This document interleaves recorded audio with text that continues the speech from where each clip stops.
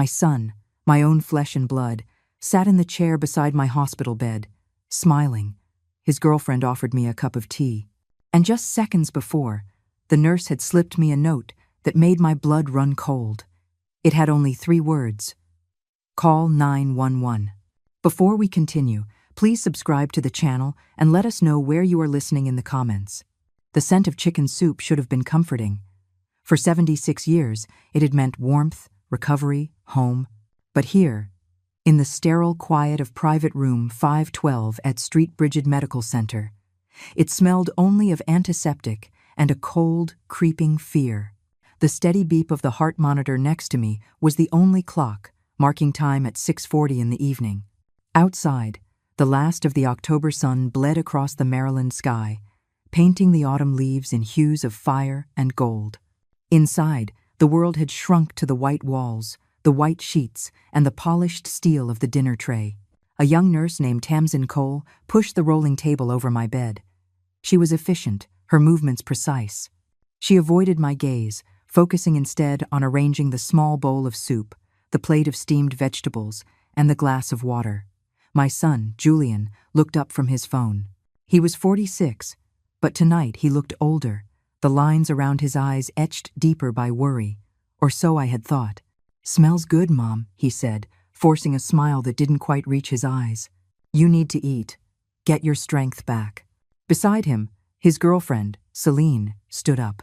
She was 37, with a sleek, polished look that always seemed out of place next to Julian's rumpled exhaustion. She moved with a chilling grace. "I'll get you some tea, Aurelia. Something to help you rest." I watched Tamsin as she adjusted the IV drip connected to my arm. As her hand brushed the side of the dinner tray, her fingers nudged something underneath it. It was a flicker of movement so small, so deliberate, that I knew it was meant only for me. I held my breath. She lifted the tray slightly to position it, and as she set it down, a small, folded square of paper slid from beneath the metal rim and dropped silently onto the blanket covering my lap. My heart hammered against my ribs, a frantic bird trapped in a cage. Tamsin straightened up, her face a perfect mask of professional indifference. But just for a second, her eyes met mine. It wasn't a look of pity or concern. It was a warning. Then, she gave a nod so faint, so barely perceptible, it could have been a twitch. I felt a cold sweat break out on my forehead. My hand, hidden by the blanket, closed around the small piece of paper. The texture was rough, torn from a notepad. Julian was talking again, something about the terrible Beltway traffic, his words a meaningless drone in the background. Celine returned with a steaming mug, the fragrant scent of lavender filling the air. "This herbal tea will help you sleep deeply tonight, Mom," she said, her voice smooth as silk. With my son and his girlfriend watching, I lifted the metal cloche from my soup bowl. The metallic clang echoed in the too-quiet room like an alarm bell. It was the only cover I had. My fingers fumbled with the note under the blanket. I unfolded it slowly, carefully, my eyes fixed on the soup as if it were the most fascinating thing in the world. Then I read the words, written in a hurried, slightly shaky hand. 3 words printed in stark blue ink. "Call 911. A wave of ice washed through my veins. I looked up. Tamsin was at the door, about to leave. She didn't look back. Julian was smiling that tired smile again. Celine was stirring the tea. And I, Aurelia Finch, suddenly felt like a prisoner. A metallic taste flooded my mouth, sharp and bitter, even though I hadn't eaten a thing. The door clicked shut, and the silence Tamsin left behind was heavy, suffocating, and utterly terrifying. The note felt like a burning coal in my palm, hidden beneath the thin hospital blanket. "Call 911. The words were seared into my mind. My gaze snapped from the closed door back to the 2 people in the room. My son, and his girlfriend. One of them, or both of them, was the reason for that note. Celine glided closer, holding the steaming mug. "Here you go, Aurelia. Drink it while it's warm." Her smile was perfectly crafted, a work of art, but her eyes were like polished stones. "Thank you, dear," I managed to say, my voice a dry rustle. Julian shifted in his armchair, the leather groaning in protest. "Drink it, Mom. Celine went to a lot of trouble. It's that special blend you liked." I never liked lavender tea. I hated it. The scent was cloying, funereal. Arthur, my late husband, used to say it smelled like a dusty old drawer. I had never had it in my house. My son, the boy I had raised for 46 years, didn't even know that. Or maybe he did. The thought sent another chill through me. I will, I said, reaching for the mug with a hand I prayed wouldn't betray its tremor. Just let me catch my breath for a moment. You need to relax, Celine insisted, her voice dropping to a conspiratorial whisper.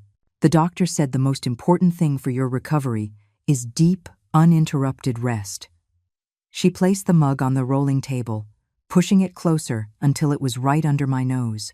The steam rose in a fragrant cloud, thick with the scent of lavender, but underneath it, there was something else, a faint, sharp tang. It reminded me of the taste of a penny held on the tongue, a smell like old, tarnished copper. Fear is a peculiar thing. It can paralyze you, turn your limbs to lead, or it can sharpen your senses until the world comes into focus with a terrifying clarity. For 30 years as a public librarian, my job had been to bring order to chaos, to catalog, to cross-reference, to find the facts. My body was weak, but my mind at that moment slipped back into its old, familiar rhythm. I looked at the clock on the wall. The long red second hand swept past the 12. 7:05 in the evening. Item: 1 mug, ceramic, white. Contents: herbal tea, lavender, scented. Presented by Celine Ward. Witness: Julian Finch. Action: urged upon patient. My mind was a catalog card, and I was filling in the blanks. I had to play this exactly right. One wrong move, one sign of suspicion, and whatever game they were playing could escalate. You're right, I said, my voice steadier now. I wrapped my hands around the warm ceramic, letting the heat seep into my cold fingers. I looked at Julian. I am tired. It's been a long day. And that's why we're here, Mom, he said, his expression softening into something that looked almost like genuine concern. To make sure you're taken care of. I raised the mug toward my lips. Their eyes were fixed on me. I could feel their collective gaze like a physical weight.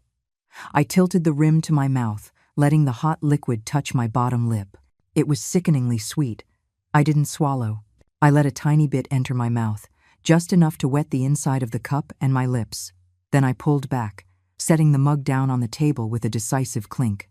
I brought my napkin to my mouth and coughed, a small theatrical cough. Oh dear, it's a bit too hot. Went down the wrong pipe, I think. I wiped my lips, removing any trace of the tea. I'll let it cool for a few minutes. Celine's smile tightened by a fraction of an inch. Of course. Julian looked annoyed. Just be sure you drink it, Mom. It's for your own good. I leaned back against the pillows, closing my eyes to feign weariness, but my mind was racing. The taste in my mouth was still there, sweet and vaguely metallic. Poison wasn't always a dramatic, violent affair. Sometimes it was quiet. Sometimes it came in a warm mug, offered by a smiling face. I kept my breathing slow and even, listening to their small talk. They spoke of Julian's latest tech venture, the one that was always on the verge of a breakthrough but never quite there. They talked about selling my house, my beautiful brick bungalow in Silver Spring, speaking of it in the past tense as if I were already gone. They called it unlocking equity and easing my burdens. Every word was a confirmation of the note's grim warning. After what felt like an eternity, they decided to leave. Julian bent down and kissed my forehead. His lips were cold. Get some sleep, Mom. We'll be back in the morning to handle some of that paperwork. Celine just stood at the foot of the bed, watching me. Good night, Aurelia. I waited until their footsteps faded down the hall. I opened my eyes. The room felt immense and empty. I looked at the mug of tea, still sitting on the table, a silent threat. Then, I glanced toward the hallway. Through the crack of the door, I saw Tamsin pushing a cart at the far end of the corridor. She looked up, and for a single, fleeting second, our eyes met again. She didn't smile. She didn't gesture. She just held my gaze, and in that silent, shared moment, I understood. It wasn't an accusation. It was a confirmation. I wasn't going crazy. The danger was real. and I was not alone. I barely slept. The night was a long, dark corridor of half-dreams and waking fears, the steady beep of the monitor my only companion. I lay perfectly still, feigning a deep slumber I was nowhere near, my ears straining to catch any sound from the hallway. Each time the floorboards creaked outside my door, my heart leaped into my throat. The untouched mug of lavender tea sat on the rolling table like a monument to the previous evening's terror. By the time the first gray light of dawn filtered through the blinds, a cold resolve had settled deep in my bones. I was no longer just a patient. I was a librarian with a mystery to solve, and my own life was the overdue book. The morning routine of the hospital began around me, a symphony of rattling carts and hushed voices. A different nurse, a cheerful woman whose name tag read Brenda, came in to take my vitals. She was all smiles and sunshine, and I answered her questions with a placid calm I did not feel. She eyed the full mug of tea. "Oh, you didn't like the tea, hon?" she asked, her voice syrupy sweet. "I'm afraid my stomach was a little unsettled last night," I lied smoothly. "Perhaps just some water for now." She whisked the mug away without a second thought. For a moment, I felt a pang of panic. That was evidence. But what could I have done? Ask her to have it tested for poison? They would have thought I was losing my mind. Perhaps that was the point. It was close to 9 o'clock in the morning when Tamsin Cole appeared. She was carrying a fresh pitcher of ice water, her expression as unreadable as it had been the night before. She didn't speak of the note. She didn't have to. As she placed the pitcher on my table, her eyes darted to the empty space where the mug of tea had been. She then met my gaze, a flicker of a question in her dark eyes. I gave a single, almost imperceptible shake of my head. I didn't drink it.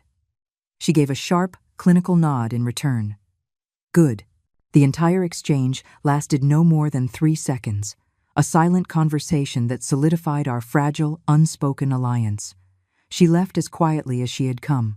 My next visitor was the one I had been waiting for, the one I both dreaded and hoped for. Dr. Evan Reed. He knocked softly on the door before entering, a stark contrast to Julian's unannounced entrances. He was a man in his mid-50s, with kind eyes crinkling at the corners and a mane of silver hair that gave him a distinguished air. He had the textbook bedside manner, a calming presence that was meant to put patients at ease. Today, I would not be put at ease. Today, I would be a librarian, reading between the lines. "Good morning, Aurelia," he said, his voice a warm baritone. "The night nurse's report says you had a restful night." "A lie, right from the start. As restful as can be expected, doctor," I replied, keeping my tone neutral. He pulled the visitor's chair closer to my bed and sat down, leaning forward with his hands clasped between his knees. It was a posture of sincere attention. "Any dizziness, numbness? How is the headache?" "It comes and goes. But doctor, there is something I wanted to ask you about." This was it, my opening. I had to tread carefully, walk on eggshells. The medication. The pills I'm given in the evening to help me sleep. They feel different. Stronger. He listened intently, his brow furrowed in concentration. "Stronger, how?" "I feel so groggy in the morning. It's a struggle to even think clearly. Last night, I felt almost disconnected from myself. It's a very unsettling feeling." Dr. Reed nodded slowly, absorbing my words. He didn't dismiss them. He didn't tell me it was my imagination. He stood up and walked over to the small counter where my chart was resting. He picked it up, flipping through the pages, his eyes scanning the orders. "This," I thought, "is what an honest doctor does. He checks the facts." "Well," he said after a moment, closing the chart, "I do see a notation here. There was a slight increase in your sedative." My breath caught. There was? Why? He walked back to the chair, his expression one of patient understanding. "Aurelia, a transient ischemic attack, even a mild one like yours, is a significant trauma to the body and the brain. Rest is the most critical component of your recovery. Absolute deep rest." He paused, choosing his next words carefully. "Your son, Julian, spoke with me yesterday. He and Miss Ward were extremely concerned. He said you seemed agitated, that you weren't sleeping well, and he was worried you weren't giving your body a chance to heal. He was quite insistent, actually. Said he would do anything to make sure you got the rest you need. The explanation was a perfectly constructed maze, and I was lost in it. He was using Julian's own words, his supposed concern, as the foundation for the medical decision. He made it sound logical. He made it sound like love. He made it sound like my son was a devoted caregiver, not a potential monster. He took the wind right out of my sails. "He's worried sick about you, Aurelia," Dr. Reed continued, his voice softening. "Frankly, in my line of work, it's refreshing to see a family so involved. So many of my patients are all alone." I felt my suspicion begin to curdle into guilt. Was it possible? Had I misread everything? Was Tamsin mistaken? Was the note just a misunderstanding, an overreaction from a young nurse? My 76 years of life had taught me to trust professionals, to trust doctors. This man, with his calm demeanor and logical explanations, fit every image of a trustworthy physician I had ever held. "So you authorized the change?" I asked, my voice small. "I did," he confirmed without hesitation. "Based on the family's report of your condition and my own assessment that more rest would be beneficial. But," he leaned in again, his kind eyes looking directly into mine, "your comfort is my top priority. If the dose feels too strong, we can absolutely dial it back. We can try the lower dose again tonight and see how you do. How does that sound?" He was giving me control. He was listening. He was being the perfect doctor. Everything he said made perfect sense. And yet, the memory of that coppery taste, the memory of Celine's cold smile, refused to fade. "Yes, doctor," I said quietly. "Thank you. I would appreciate that." "Of course." He stood up, placing a reassuring hand on my shoulder. The warmth of his touch felt genuine. "You just focus on getting better. Don't you worry about a thing. Julian, Miss Ward, the nurses, myself, we're all here to take care of you. You're in my care now, Aurelia. I'll keep a close eye on everything." He gave my shoulder a final, gentle squeeze, and then he was gone, leaving behind the scent of antiseptic soap and a profound, unnerving sense of confusion. I stared at the closed door, my mind a whirlwind. He had answered every question, soothed every fear I had voiced. He had been logical, compassionate, and professional. And I, a woman who had spent a lifetime reading people as easily as she read the spines of books, couldn't decide if I had just spoken to my savior or to a wolf in sheep's clothing. For the first time, I felt a flicker of doubt about my own judgment. And that, I realized, was perhaps the most dangerous feeling of all. The day after my talk with Dr. Reed was a study in unsettling normalcy. Just as he'd promised, the evening sedative was lighter. I woke up feeling clearer, the heavy fog in my mind having receded to a thin mist. Julian and Celine visited in the afternoon. They brought a crossword puzzle book and spoke of trivial things, the unseasonably warm weather, a new restaurant they wanted to try. They didn't mention paperwork or my health. They were playing the part of a devoted family, and they were playing it well. If it weren't for the memory of that note, I might have believed them. I might have dismissed the whole affair as a bad dream, but I couldn't shake it. Dr. Reed's perfectly reasonable explanation replayed in my mind, yet it felt too neat, too clean. It was like a book with a beautiful cover that had a single, crucial page torn out. You could still read the story, but you knew something was missing. That night, I couldn't settle. Sleep felt less like a refuge and more like a surrender. Around 10 o'clock, I pressed the call button.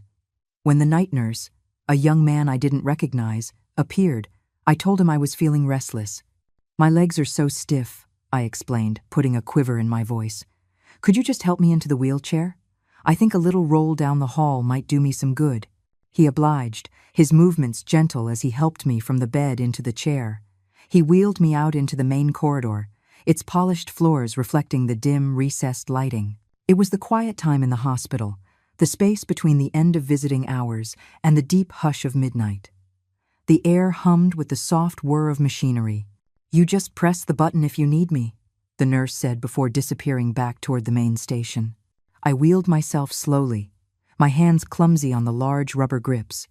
I passed darkened rooms, catching glimpses of sleeping forms. I didn't have a plan, only a vague, desperate hope that I might see Tamsin Cole. I needed to see her, to look into her eyes again and know that what I had experienced wasn't a product of a post-stroke imagination. I turned a corner into a less trafficked wing of the hospital, where the administrative offices and labs were located. The corridor was empty. I was about to turn back, a wave of disappointment washing over me, when a door to a small supply closet opened just ahead. Tamsin slipped out. She looked both ways down the hall, her movements swift and furtive. When she saw me, she gave a sharp, urgent motion with her head, beckoning me forward. My heart began to pound. I wheeled myself toward her, the soft whir of the chair's wheels sounding deafeningly loud in the silence. She guided me into a small, darkened alcove next to a large vending machine, a space hidden from the view of the main corridor. We were bathed in the machine's cold, artificial glow. "We don't have much time," she whispered, her voice tight with tension. She was holding her personal cell phone. "I took a risk getting this. If they find out, I'm finished. You have to listen, and you have to understand." I just nodded, my mouth too dry to speak. "Dr. Reed spoke to you yesterday morning, right?" she asked. I nodded again. "He was kind? Reassuring?" "Very," I whispered. "He explained everything." "I'll bet he did," she said, her tone sharp with cynicism. "Now I want you to see something. This is a screenshot from your EMR, your electronic medical record." She saw the confusion on my face.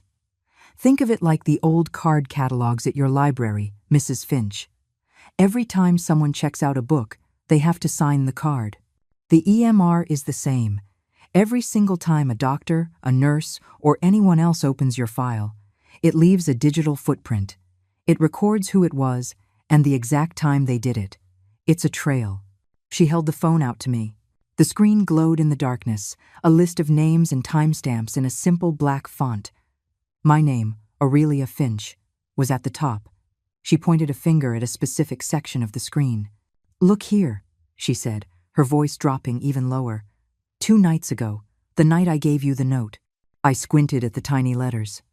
I saw a list of nurses' names at normal times. Then I saw 2 entries that made the hair on my arms stand up. Reed, E, MD, 314, Ward, S, Admin. 16:22分. 16:22, I murmured. "That's 4:22 in the afternoon." "Exactly," Tamsin affirmed. "Right before she and your son came to visit you for dinner. That login, Ward S, it's Celine's. She's a part-time administrative assistant here. She used her own login to look at your medication list."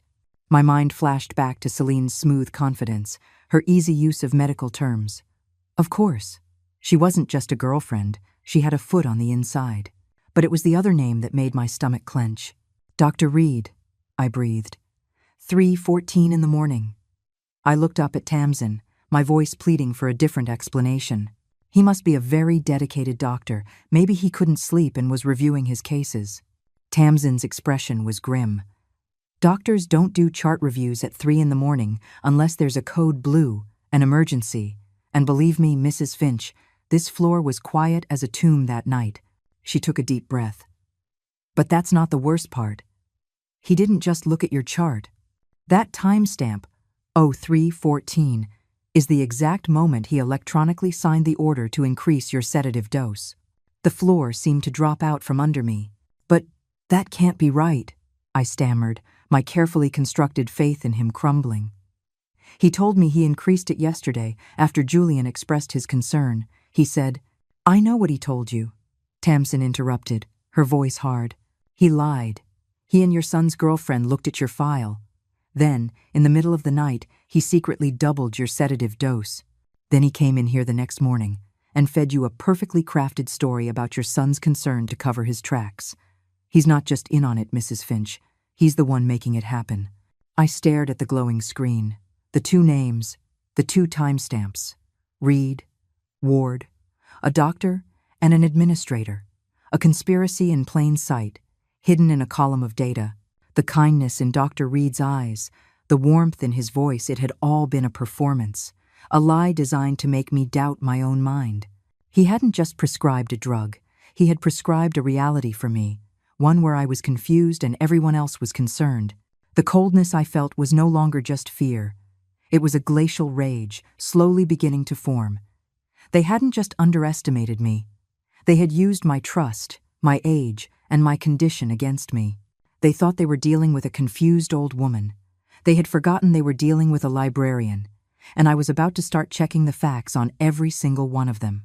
Before we continue, please subscribe to the channel and let us know where you are listening in the comments. The rage that took root in the alcove with Tamsin was a cold and quiet thing. It didn't burn hot, it froze, solidifying my fear into a weapon. I spent the next morning in a state of hyper-awareness, every sense on high alert. I was no longer a patient recovering from a stroke. I was a counterintelligence operative in enemy territory. My hospital room was the field, and my mind was the command center. I was just waiting for the enemy to make a mistake. Around 11 in the morning, Brenda, the cheerful day nurse, bustled in. "Got a little something for you, hon," she chirped. She was carrying my handbag, the worn leather one Arthur had given me for our 40th anniversary. "They finally sent your personal items up from the admissions safe. Figured you might want it." "Thank you, Brenda. That's very thoughtful." She placed it on my bedside table. After she left, I opened it. The familiar scent of old leather and peppermint filled my nostrils. Inside were the contents of my life in miniature. My wallet, my reading glasses, a half-finished roll of mints, my favorite fountain pen, and a small silver digital voice recorder, no bigger than my thumb. I had carried one for years, a habit from my library days, perfect for making quick notes or recording thoughts for the community newsletter. I picked it up, its cool, metallic weight, a familiar comfort in my palm. I checked the battery, full. I clicked the small button on the side. A tiny red light blinked once, then held steady. It was ready. I slipped it back into my purse and waited.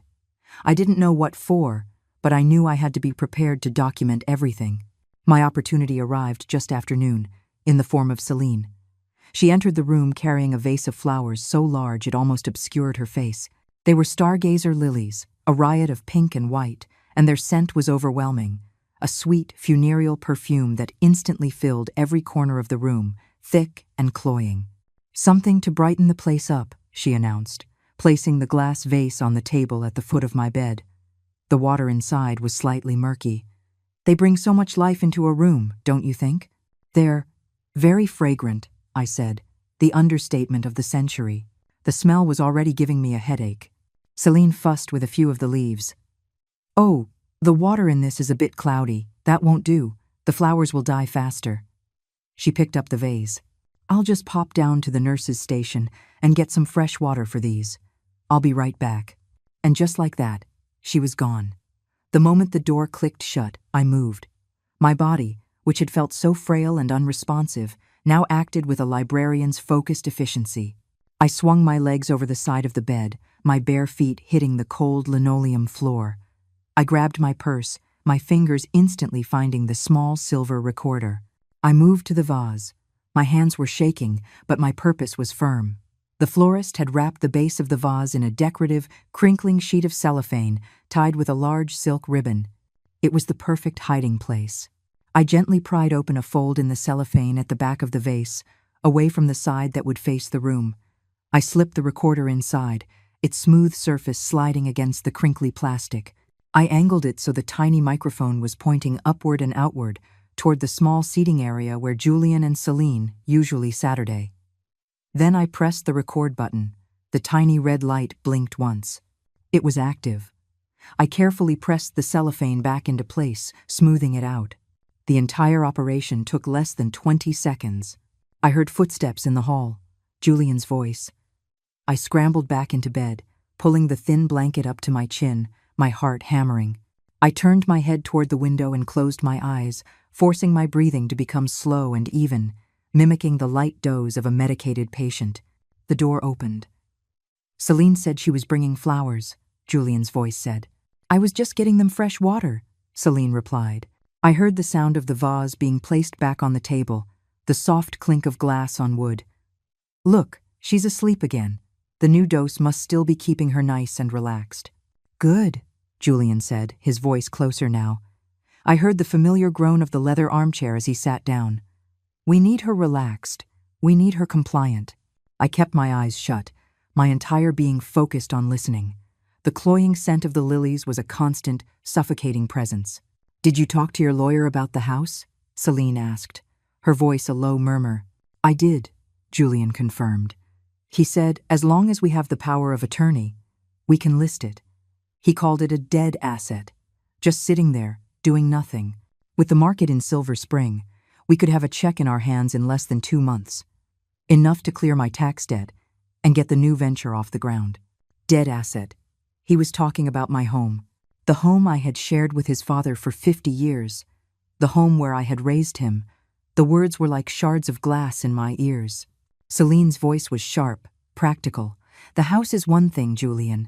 The real prize is the brokerage account and the IRA. We can't touch those without full durable POA, and for that to be ironclad, we need a physician's sign-off on her declining cognitive state. One that will hold up in court if anyone challenges it. I don't.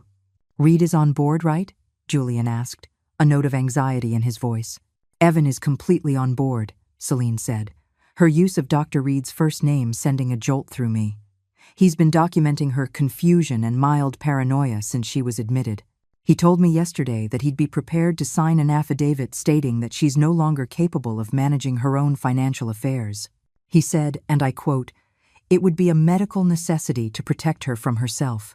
Oprah, the audacity of it, the cold, calculated cruelty, took my breath away. They weren't just planning a theft, they were building a cage of lies around me, using my own doctor as the blacksmith. So we get her to sign the papers in the next day or two, Julian mused, sounding more confident. While she's still groggy and agreeable. Exactly, Celine said.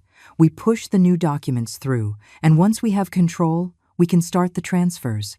It's all just a matter of following the process. I lay there, perfectly still, a statue carved from rage. The tiny device hidden in the cellophane was capturing it all. Their whispers, their plans, their betrayal. The sweet, sickly smell of the lilies filled my lungs. They thought they were bringing flowers to a sick old woman. They had no idea they were actually delivering the evidence for their own prosecution. The digital recorder, tucked safely back in my purse, was both my shield and my burden. It held the truth, cold and undeniable, in its tiny memory. I had the evidence. The logical, methodical part of my brain, the librarian part, knew exactly what the next steps should be. Follow the protocol. Present the evidence to the proper authorities. The note had said to call 911. For the first time, that felt like a tangible, achievable action. But I was not just a librarian. I was a 76-year-old woman who had been taught her entire life to believe in certain pillars of society. And one of the strongest of those pillars was the authority and integrity of a doctor. The recording in my purse was damning for Julian and Celine, their guilt laid bare in their own whispered words. But for Dr. Reed, it was hearsay. It was Celine's word against his reputation. Evan is completely on board, she had said. Was she telling the truth? Or was she a master manipulator, using the doctor's name to add weight to her own wicked plans, perhaps even fooling Julian? This sliver of doubt, this tiny, maddening possibility that Dr. Reed was just another pawn in Celine's game, became a splinter in my mind. The librarian in me screamed that it was a foolish hope, a distraction from the clear and present danger. But the woman, the patient who had looked into his kind eyes and heard his reasonable voice, needed to be certain. I needed to look him in the eye one more time before I took a step that would bring the whole world crashing down. I needed to see for myself if he was a co-conspirator or just another victim. It was a mistake. A foolish, emotional, dangerous mistake. But it was one I felt I had to make. That afternoon, around 3 o'clock, I pressed the call button. I didn't ask for Brenda or any other nurse. I asked for him specifically. Could you please let Dr. Reed know that I'm feeling quite unwell? I told the aide who answered. I have a pounding headache and I'm seeing spots. I need to speak with him as soon as possible. It was a lie, but a medically plausible one for a stroke survivor. It was also bait. If he was innocent, he would come, concerned. If he was guilty, he would come, alarmed that his plan might be going off the rails. Either way, he would come. Less than 20 minutes later, he was there. He entered my room with a look of professional gravity, my chart already in his hand. "Aurelia, the nurse said you were having some visual disturbances?" he asked, his voice laced with concern. He immediately began checking the monitors, his movements efficient and practiced.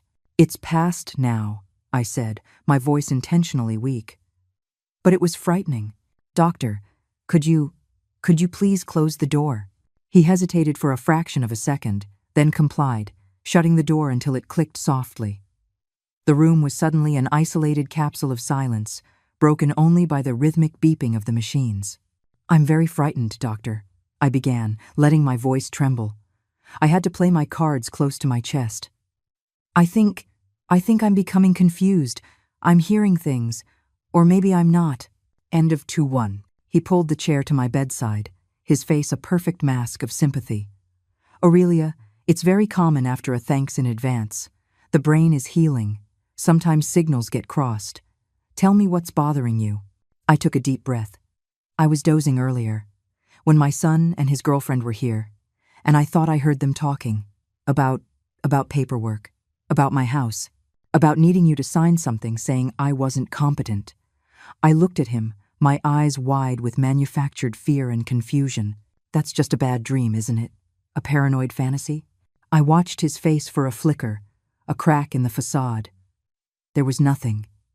He just looked deeply, profoundly sad. He reached out and gently took my hand, his grip warm and firm. "Oh, Aurelia," he said, his voice a low, sorrowful murmur. "I am so sorry you had to overhear that." My blood ran cold. It was the one response I hadn't expected. Not denial, confirmation. He saw the shock on my face and immediately began to backtrack, to reframe. "Now, let's not jump to conclusions. I'm sure they meant well. Your son, he is under a tremendous amount of stress. This new business of his, he's in over his head. He's terrified of losing you, and sometimes when people are scared, they do foolish things. They overreach. He was a masterful actor. He was painting a picture of Julian and Celine, not as villains, but as misguided, overzealous caregivers. He was positioning himself as my protector, the reasonable adult in the room. They believe they are protecting you," he continued, his thumb gently rubbing the back of my hand. "They have this idea that if they take control of your finances, they can remove all your stress so you can focus on healing. It's a wrong-headed, misguided approach, of course. But I truly believe their hearts are in the right place." End of. Every word was a perfectly polished lie, designed to placate me, to make me doubt the evidence of my own ears. "So you knew about this?" I whispered. "I knew they were concerned," he said, choosing his words with surgical precision. "Celine mentioned that they were exploring options to help manage your affairs. I told her then that any such discussion was premature and that you, and you alone, were in charge of your own decisions." He looked me straight in the eye, and I stand by that, 100%. He was selling me a bill of goods, and he was doing it with an Academy Award-winning performance. He made me feel, for a dizzying moment, that I had misjudged him completely, that he was on my side. "Thank you, Doctor," I said, feeling a wave of genuine, if misplaced, relief. I was so worried. "You have no reason to be," he said, his voice firm and reassuring. "You are my patient, Aurelia. My responsibility. Let me handle this.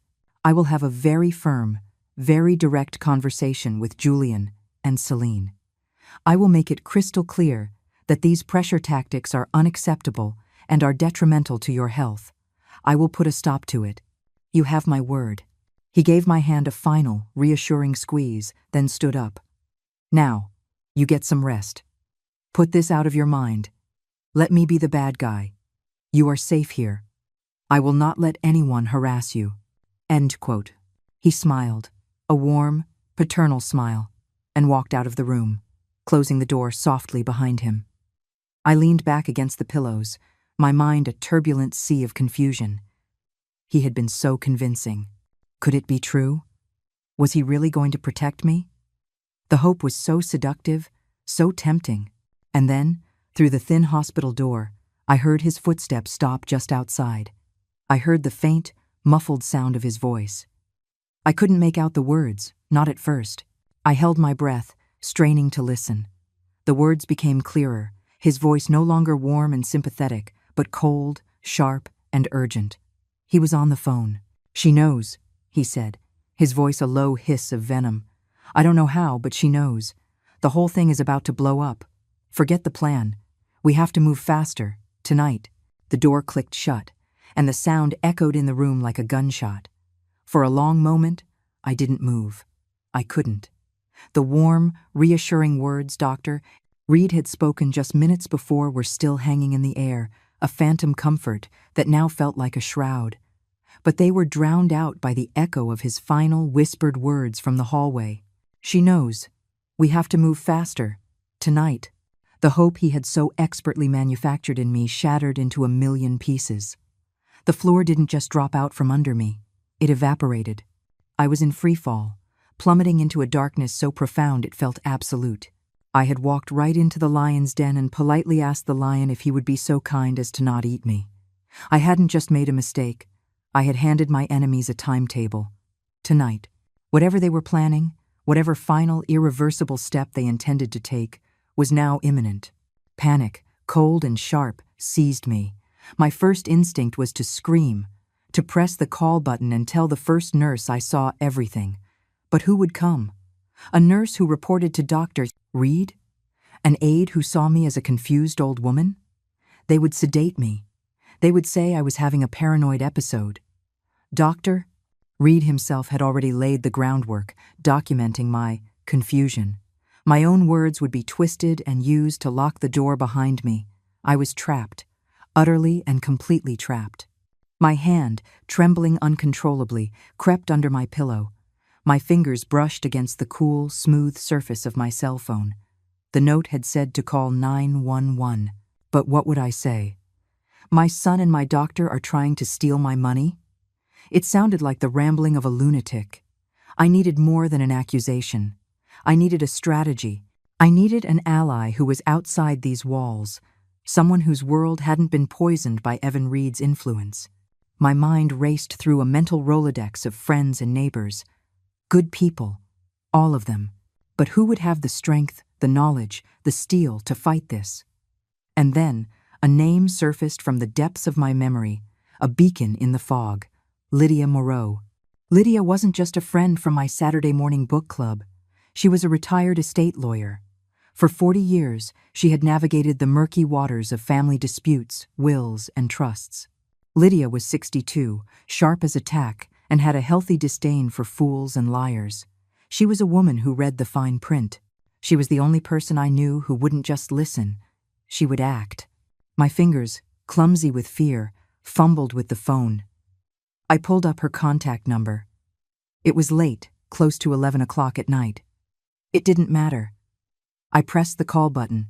The phone rang once, twice, a lifetime stretching between each ring. On the third ring, she answered. Moreau, she said, her voice crisp and alert, even at this hour. Lydia, I breathed, my voice cracking, a desperate whisper. It's Aurelia Finch. Aurelia? Good heavens, what's wrong? You sound dreadful. The dam broke. The words came tumbling out, a torrent of fear and confusion. I told her everything, starting with the note under the tray, my voice a frantic whisper as I recounted the lavender tea, the conversation with Tamsin in the hallway, the damning digital footprints on the EMR, the voice recorder hidden in the bouquet of funereal lilies, and finally, the horrifying confirmation from Dr. Reed's own lips just outside my door. Lydia didn't interrupt. She listened, her silence a vast, absorbent space. I could picture her on the other end, sitting in her leather armchair, a cup of tea growing cold beside her, her expression hardening with every word I spoke. When I finally finished, my story hanging in the air between us, there was a long pause. Lydia, are you there? I whispered, terrified she wouldn't believe me. When she finally spoke, her voice had changed. The friendly warmth was gone, replaced by a cold, hard fury. That son of a bitch, she hissed, and the venom in her voice was more comforting to me than any words of sympathy. That two-faced, predatory son of a bitch in a white coat. She took a deep, steadying breath. Okay, Aurelia, listen to me now, and listen very carefully. You are in a great deal of danger, but you are not helpless. Arthur made sure of that. Arthur? I asked, confused. What does my husband have to do with this? Everything, Lydia said, her voice now the embodiment of legal authority. Do you remember, about 10 years ago, when Julian's first tech company went bankrupt? Arthur was worried. He came to see me. He loved his son, but he wasn't blind. He saw the gambler in him, the desperation. He was afraid that if anything ever happened to him, Julian might one day put you in a vulnerable position. R.D. A memory surfaced, a vague recollection of a long afternoon spent in Lydia's wood-paneled office, signing a thick stack of documents I hadn't fully understood at the time. Arthur had me write a special provision into your trust, Lydia continued. It's called a springing clause, but I want you to think of it as a firewall. Or better yet, a dead man's switch. He stipulated that if ever there was credible evidence, a doctor's report, a police report, or a sworn affidavit that you were being subjected to undue influence, duress, or chemical coercion, the trust would be triggered. Triggered? I asked. It means the walls come down, Lydia explained, her voice sharp and clear. Instantly. The moment I file the paperwork with the evidence, your primary asset accounts, the brokerage account, the IRA, everything are automatically frozen. Julian is immediately and irrevocably removed as your successor trustee. All control of the assets is temporarily transferred to an independent third-party fiduciary until a court can determine your well-being. He couldn't touch a single penny with a 10-foot pole. Arthur built you a fortress, Aurelia, and those fools are about to run headfirst into the wall. Tears streamed down my face, hot and silent. They weren't tears of fear anymore. They were tears of gratitude, of overwhelming love for the man who had thought to protect me even from beyond the grave. Now, Lydia's voice snapped me back to the present. We have the evidence. The recording is our smoking gun. But we have to move flawlessly. You cannot call 911. Not yet. That creates chaos, and they could use it to have you declared mentally unstable. We need to do this by the book.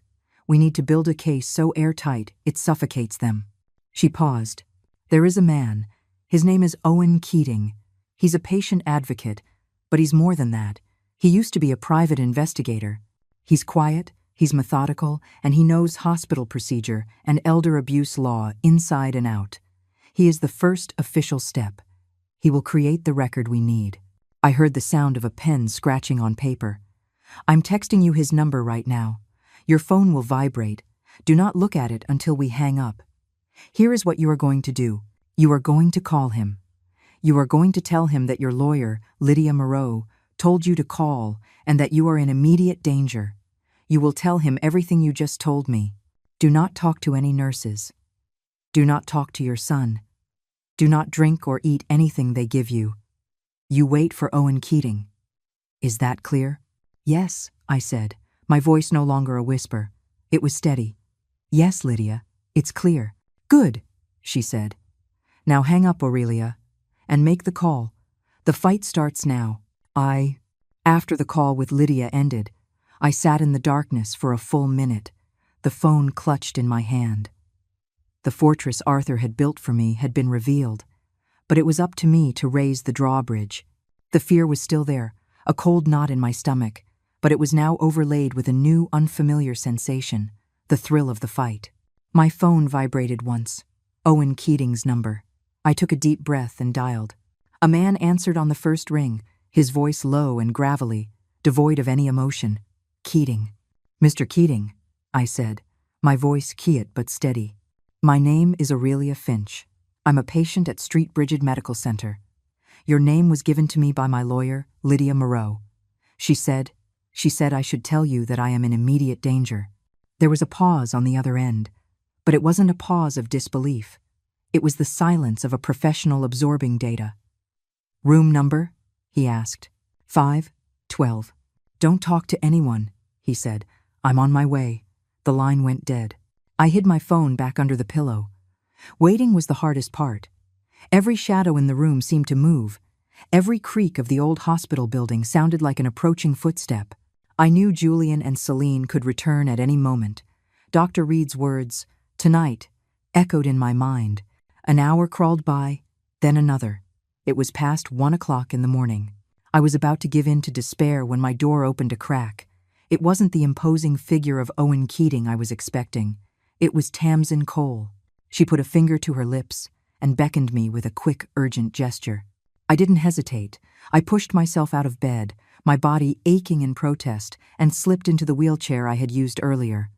I wheeled myself silently into the hallway, where she was waiting. "This way," she whispered, not looking at me but leading the way down the corridor, her rubber-soled shoes making no sound. She didn't take me to an alcove this time. She used a keycard to open a door marked, "Medication Prep Authorized Personnel Only." She ushered me inside and closed the door behind us, locking it. The room was small and smelled intensely of rubbing alcohol. It was lined with stainless steel counters and locked glass cabinets filled with drugs. The only light came from a small task lamp over a counter, casting long shadows. Tamsin's face was tense, her expression all business. "You're right to be afraid," she said, her voice low and direct. "They're escalating. I overheard a charge nurse saying Dr. Reed put in a request for an emergency psychiatric evaluation for you to be conducted first thing in the morning." The words hit me like a physical blow. They were moving to have me declared incompetent. "But they've gotten sloppy," Tamsin continued, her focus absolute. "And I've been busy." She reached into a pocket of her scrubs and pulled out a clear, sealed plastic bag. It was an official evidence bag, the kind I'd only ever seen in movies. Inside were 2 small glass vials, the kind used for lab samples. Each was sealed with a rubber stopper and labeled with a pristine white sticker. The handwriting was neat, precise, and clinical. She held the bag up under the light.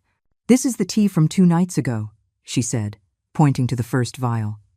The label read, "Finch A, Room 512, Sample A, October 12th, 19:05 hours. And this," she pointed to the second, "is from the night before that, when you told me you felt groggy." The label was identical, except for the date. I kept them refrigerated. They're untainted. I stared at the 2 vials, at the amber-colored liquid inside. It was the physical manifestation of their betrayal, catalogued and preserved. "How?" I whispered, in awe of her courage. "I studied clinical pharmacology for 2 years before I switched to nursing," she explained. "I know lab protocols.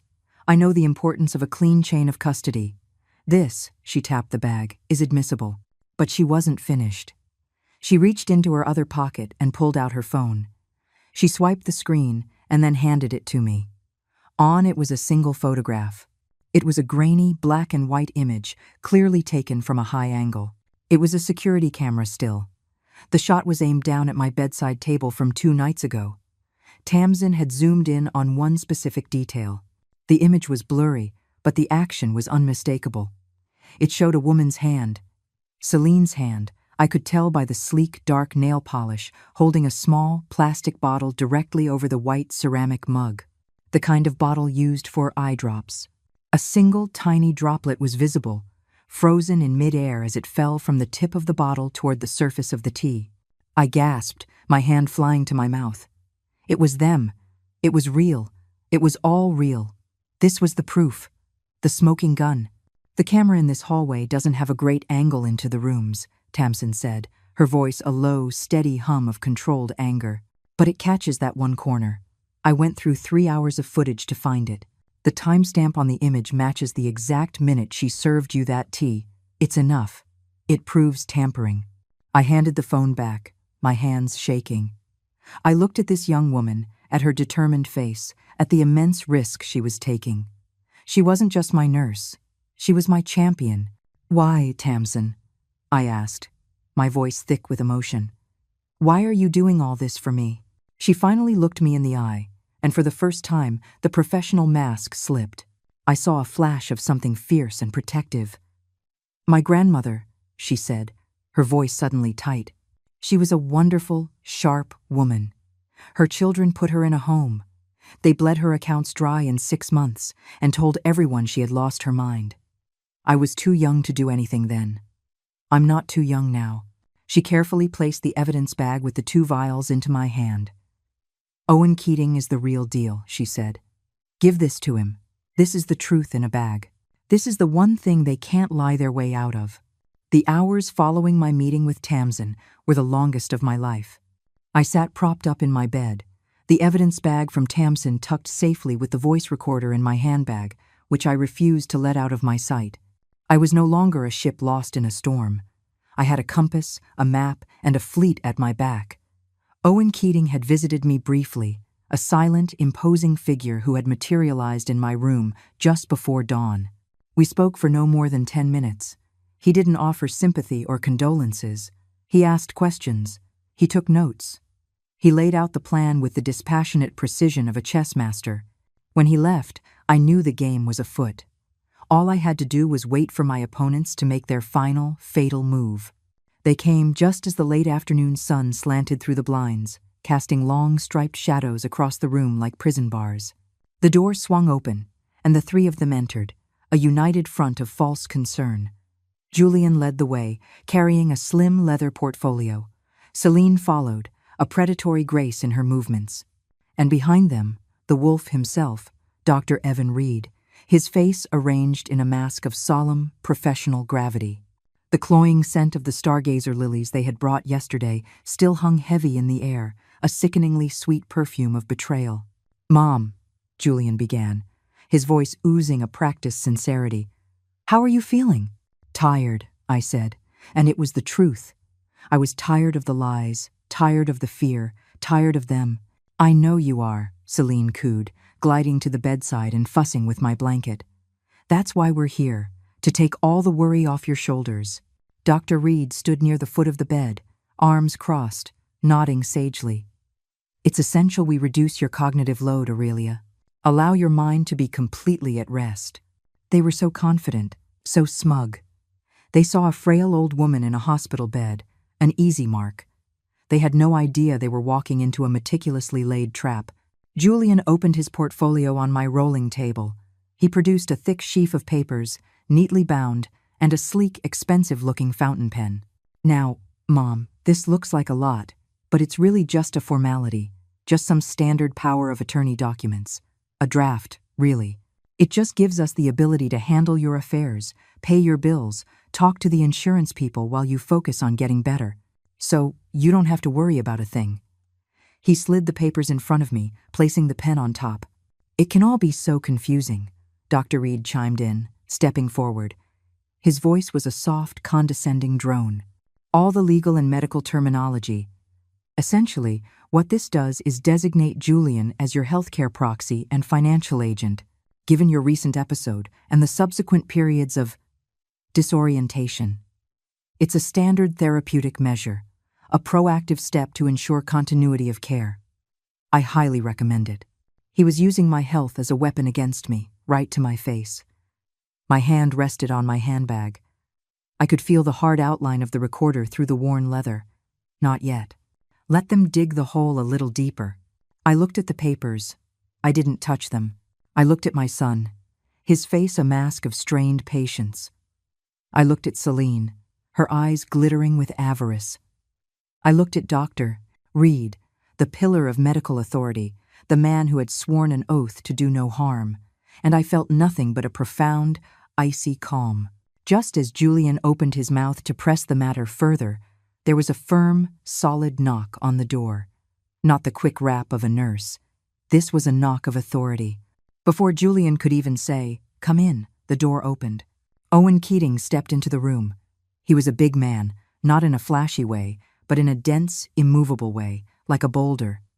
He wore a simple, dark suit that seemed to absorb the light in the room. He wasn't alone. Standing just behind him was a woman in her 60s with steel-gray hair pulled back in a severe bun. She wore a tailored navy blazer and an expression that could curdle milk. Her eyes, sharp and intelligent, swept over the scene, taking in the papers on my table, the three figures looming over my bed, and finally, me. Julian recovered first, his voice sharp with annoyance. "Excuse me, this is a private family matter. Who are you?" Owen Keating ignored him completely. His focus was entirely on me. "Mrs. Finch," he said, his gravelly voice respectful. "Are you feeling up to a brief meeting?" "Yes, Owen," I said, my voice clear and strong. "I am. This is Miss Albright," Owen said, gesturing to the woman beside him. "She's the head of the hospital ethics board and patient rights." A flicker of genuine alarm crossed Dr. Reed's face. Celine's smile vanished, replaced by a thin, hard line. I don't understand what this is about, Julian blustered, trying to regain control. My mother needs her rest. Your mother, Owen said, his gaze finally shifting to Julian, his eyes as cold and hard as river stones, needs to be protected. He stepped forward and placed a single, crisp document on the table, right next to Julian's thick POA packet. This is a legally executed revocation of access to protected health information, signed by Mrs. Finch this morning. As of this moment, none of you. His eyes moved deliberately from Julian to Celine to Dr. Reed. Have any legal right to view her medical records, consult with her physicians, or be privy to any aspect of her care. The door, as they say, is closed. Ailu. The silence that followed was stunning. The confidence drained from Julian's face, replaced by a pasty confusion. Celine's eyes narrowed, her mind clearly racing, trying to calculate this new variable. Dr. Reed, for the first time, looked rattled. His professional mask had cracked. This is preposterous, he sputtered, his voice losing its calm authority. As her primary physician, I have a duty. Your duty, Miss Albright interrupted, her voice cutting through the tension like a scalpel, is to your patient, doctor, and your patient has just formally revoked her consent. You are on very thin ice. Now, it was time. I pushed myself up, my back straight against the pillows. I looked at the three of them, their conspiracy unraveling before my eyes. You all seem to have a grave misunderstanding, I said, my voice resonating with a strength I hadn't felt in years. You seem to believe that I am confused, that I am weak, that I am not in my right mind. Slowly, deliberately, I reached into my handbag. All eyes were fixed on my hand. I drew out the small, silver digital recorder. I placed it on the table between the two stacks of paper, their lies and my truth. The afternoon light glinted off its metallic surface. Let's clear up any confusion, I said, and I pressed the play button. The small, sharp click of the button engaging was the loudest sound I had ever heard. It was the sound of a lock snapping shut. It was the sound of a trap being sprung. It was the sound of their world ending. And then, their own voices filled the silent room. First Julian's, ugly and dismissive. Căn nhà đó là một tài sản chết. Then Celine's, a venomous whisper. Giấy ủy quyền toàn phần. Em đã nói chuyện với Dr. Reed. Ông ta sẽ xác nhận tình trạng nhận thức suy giảm nếu cần. I watched their faces.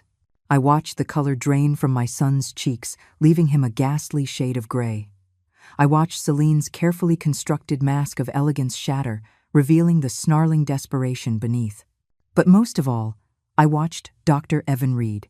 I watched the man of science, the pillar of the community, as he listened to his own betrayal being played back. He looked, for all the world, like a man who had just seen his own ghost. The recording ended. The last echo of Celine's venomous whisper faded, leaving behind a silence that was louder than any scream.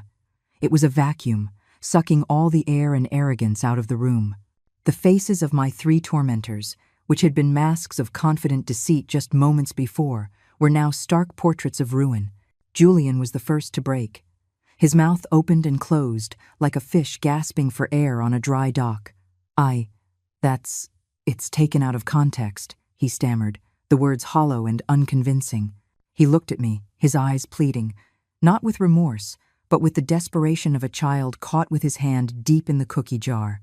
Celine said nothing. Her face had become a pale, hard mask, her eyes darting between Owen Keating and Miss Albright, calculating odds, searching for an escape route where there was none. She was no longer a predator. She was a cornered animal. But my gaze was fixed on Dr. Reed. The color had drained from his face, leaving behind a pasty gray pallor. The kind eyes were gone, replaced by the flat, dead look of a man watching his entire life, his career, his reputation, his freedom circle the drain. The jig was up, and he knew it. Miss Albright, the head of the ethics board, stepped forward. She was the very picture of institutional authority, cold and implacable. She addressed Dr. Reed directly, her voice leaving no room for argument. Dr. Reed, she began, her tone glacial.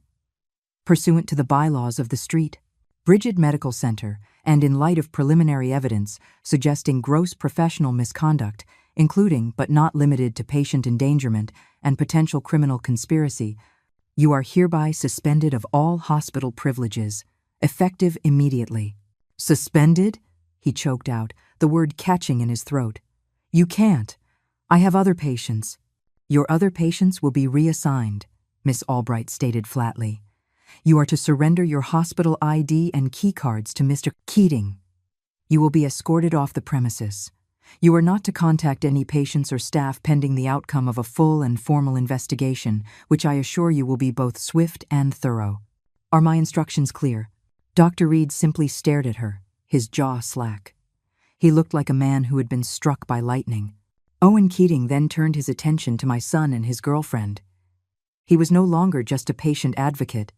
He was an enforcer.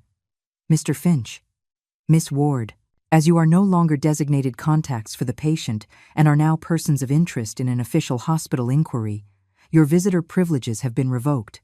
Your passes are deactivated. You will leave this room now." "You can't kick me out," Julian protested, a pathetic flicker of his old entitlement flaring up. "She's my mother. She is a patient under this hospital's protection." Owen's gravelly voice cut him off. "A protection you have actively sought to violate. My next call is to hospital security. I strongly suggest you do not make that necessary." He took a step toward them. It was a small movement, but it carried an immense weight of finality.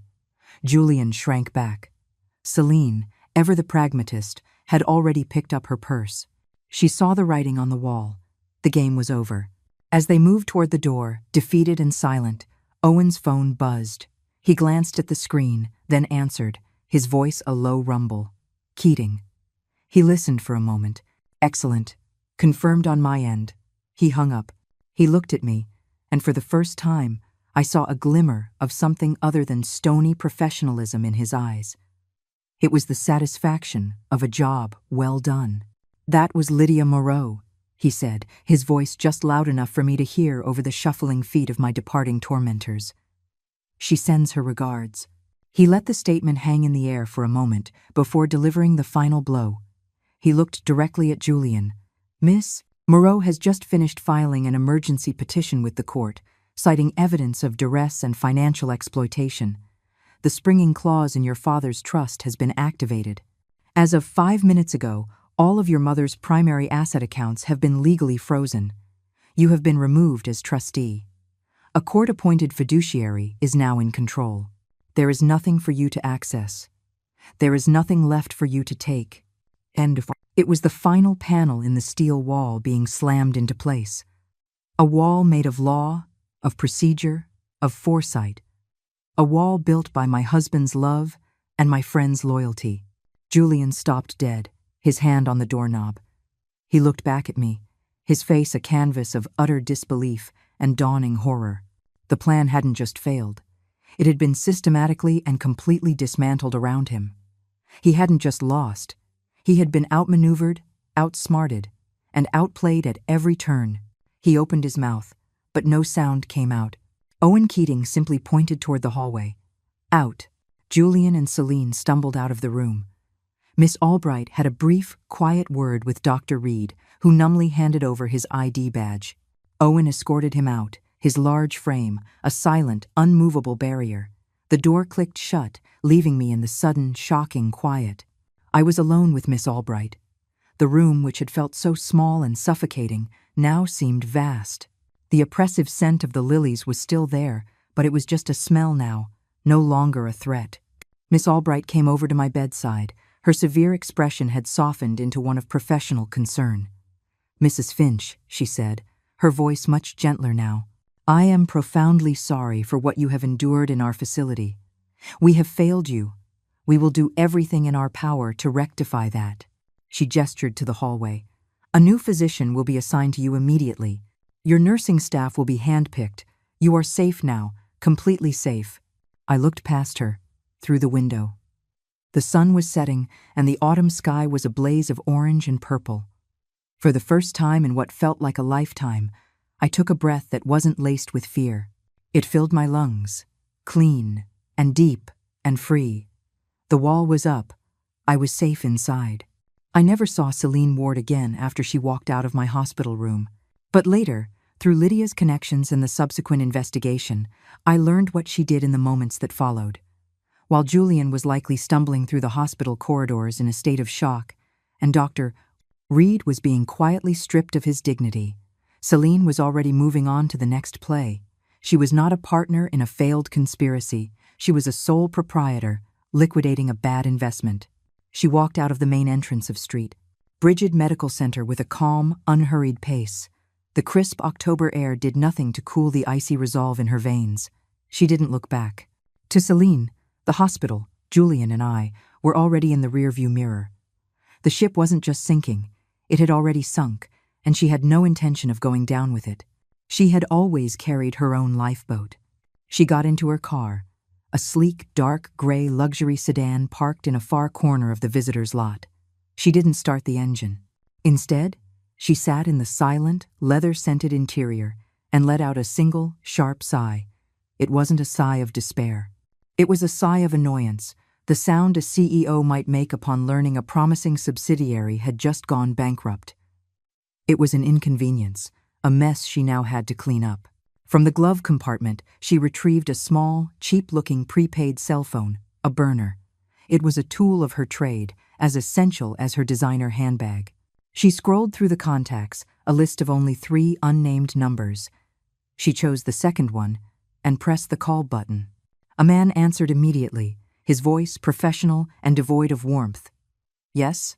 It's me," Celine said, her voice stripped of the silky sweetness she used around Julian. This was her real voice, flat, cold, and all business. "The Finch project has been compromised. It's a total loss. I was wondering when you might call," the man on the other end said. "I assume the son proved to be an idiot. He was a means to an end.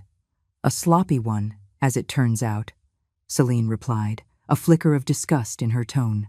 The old woman was smarter than he gave her credit for. She had a team, a good one. They just blew the whole thing wide open.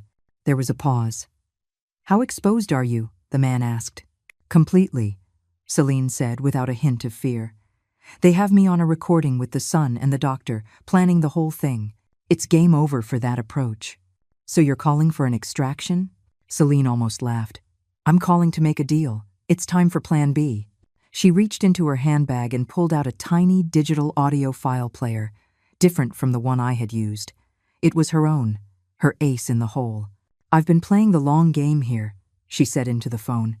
"For the last 6 months, I have been recording select conversations with Julian Finch. I have him on tape admitting to tax fraud for his failed company. I have him outlining the entire plan to coerce his mother. I have him specifically instructing me to drug her. I even have a separate recording of Dr. Reed agreeing to falsify medical documents in exchange for a $20,000 kickback. It's all backed up on a secure server." The man on the other end was silent for a moment. When he spoke again, there was a new note of respect in his voice. "You were setting him up from the start." "Insurance," Celine corrected him. "I never get into a partnership without having an exit strategy that benefits me exclusively. Julian was a tool. Reed was a pawn. They've outlived their usefulness." She continued, her voice hardening. "Here's the deal. You will contact the district attorney's office. You will offer them a gift-wrapped case against both Finch and Reed. My testimony, backed by these clean, unedited recordings, will put them away for years. In exchange, I receive full transactional immunity. No charges, no further investigation into my affairs. I will be a cooperating witness, and then I will disappear. It's a clean win for the DA. They get to nail a crooked doctor and make an example of an elder fraud case. All they have to do is let the little fish swim away. They'll want to know who you are," the man said. "They'll know me as Jane Doe, a concerned party who was duped by her charming boyfriend but got scared and did the right thing," Celine said, her voice dripping with sarcasm. "It's a story they'll love." She looked at her reflection in the dark windshield. The woman staring back was a stranger to the person I thought I knew, to the person Julian thought he loved. She was a ghost, a professional who left nothing behind but the wreckage of other people's lives. "Make the call," she commanded. "I'll transfer the audio files to you in 5 minutes. I want confirmation of the deal by morning. Once I have it, I'm gone." She ended the call without saying goodbye. She put the burner phone back in the glove compartment. She started the car, the powerful engine purring to life. She didn't look back at the hospital one last time. She simply put the car in drive and pulled out of the parking lot, merging smoothly into the evening traffic, a phantom dissolving into the city lights. 3 months can feel like a lifetime, or no time at all. In the sterile, ticking world of the hospital, an hour could stretch into an eternity. But here, surrounded by the quiet, patient company of books, 3 months had flown by on wings of healing. The air in the Silver Spring Public Library on this bright Saturday morning in January was the exact opposite of the hospital. It smelled of old paper, binding glue, and a hint of lemon polished the scent of my life's work, the scent of home. Sunlight, crisp and white, streamed through the tall arched windows, illuminating the swirling dust motes like tiny dancing diamonds. The oppressive, cloying perfume of stargazer lilies was a distant, nightmarish memory. I was not in a wheelchair. I was standing, my back straight, my legs strong beneath me. I poured a cup of peppermint tea from a silver urn, the steam warming my face, and handed it to a woman from my old poetry group. My recovery had been swift once. The poison, both chemical and emotional, had been removed from my life. The doctors, my new, kind, and thoroughly vetted doctors, called it remarkable. I called it liberation. Today was a special day. The reading room was filled not with the usual quiet readers, but with a small, invited crowd of friends and community members. Lydia Moreau was in the front row, looking proud. Owen Keating stood near the back, his large frame somehow blending into the shadows of the bookshelves, a silent guardian even now. And near the window, trying to be inconspicuous, was Tamsin Cole. She had finished her shift at the hospital and come straight here, still in her pale blue scrubs. I stepped up to a small wooden lectern that had been placed near the main desk. I looked out at the familiar, friendly faces and felt a wave of profound gratitude. "Good morning," I began, my voice clear and steady, amplified slightly by a small microphone. "Thank you all for coming. For 30 years, this library was my second home. My husband, Arthur, used to joke that our real assets weren't in the stock market, but on these shelves." I paused, letting a small, fond smile touch my lips. As it turns out, he was more right than he knew. I told them the story. Not the ugly, painful parts about betrayal and fear, but the beautiful part about Arthur's foresight and our shared passion. I explained that while we lived a modest life, Arthur had spent 50 years quietly and brilliantly pursuing his one true passion, collecting. He wasn't interested in stocks or bonds. He collected stories in their original form. "Many of you knew Arthur as a quiet man who loved history," I said. "What most of you didn't know is that he was a world-class collector of rare books and first editions. He never did it for the money. He did it for the love of preservation, for the thrill of holding a piece of history in his hands." A soft murmur went through the crowd. "This collection," I continued, "which he lovingly called the librarian's legacy, was our real family fortune. A fortune measured not in dollars, but in cultural and historical significance. And it is this legacy that will now serve the community that we both loved so much." I took a deep breath. "Today, I am officially announcing the establishment of the Finch Legacy Fund. Funded entirely by the sale of select items from Arthur's collection, this trust will be dedicated to supporting education, literacy, and ethical advocacy right here in our community." There was a polite, warm round of applause. I held up my hand. "The fund will have 2 primary missions to start. The first is an annual grant to support the work of independent patient advocates, like Mr. Owen Keating, to ensure our community's most vulnerable have a voice when they need it most." I saw Owen give a single, solemn nod from the back of the room. "The second," I said, turning my gaze toward the window, "is a full-ride scholarship. It is for a promising student in the medical field who has demonstrated extraordinary courage and integrity. The very first recipient of the Tamsin Cole Scholarship for Clinical Pharmacology is Miss Tamsin Cole herself." Tamsin's head snapped up, her eyes widened, and a deep blush spread across her cheeks. She looked utterly stunned. The crowd turned to her, and a genuine, heartfelt wave of applause erupted, much louder this time. I saw her eyes glisten with tears, and she put a hand to her mouth, shaking her head in disbelief. She had been my champion in the dark, and it was the greatest joy to now be hers in the light. After the applause died down, Lydia Moreau stood and walked over to me. She handed me a crisp, cream-colored envelope. "This came by courier this morning, Aurelia," she said quietly. "The final report." I opened it. It was a letter from her law firm, summarizing the legal outcomes. I scanned the dense, legal text until I found the key paragraphs. I looked back up at the crowd. "And for those who have asked," I said, my voice even, "the justice system has done its work. Dr. Evan Reed's medical license has been permanently revoked. He is facing a lengthy prison sentence for his role in the conspiracy. My son, Julian, in the face of overwhelming evidence, accepted a plea bargain. He will serve his time, and I hope one day understand the gravity of his actions." I took another breath, a final cleansing one. As for Celine Ward, in exchange for her testimony against the others, she was granted immunity. She has disappeared. She is, as they say, a ghost in the wind. And with that, it was over. The last chapter of that dark story had been written. Later, after the tea had been drunk and the crowd had dispersed, I sat in my favorite armchair in the quiet reading room. The winter sun streamed through the window, warming my face. The library was mine again, a sanctuary of peace. The beat of my heart was no longer the frantic rhythm of a trapped bird, but the slow, steady, even rhythm of a clock, marking time, page by page. I picked up an old leather-bound book from the table beside me, a first edition of a favorite novel. I opened it, and as the scent of old paper and ink rose to meet me, I began to read. I was safe. I was home. I was free. If you enjoyed this story, please like the video, subscribe to the channel, and comment 1 below. If not, feel free to comment 0 so we know and can improve future videos. To hear the next story, click the box on the left. Thank you for watching.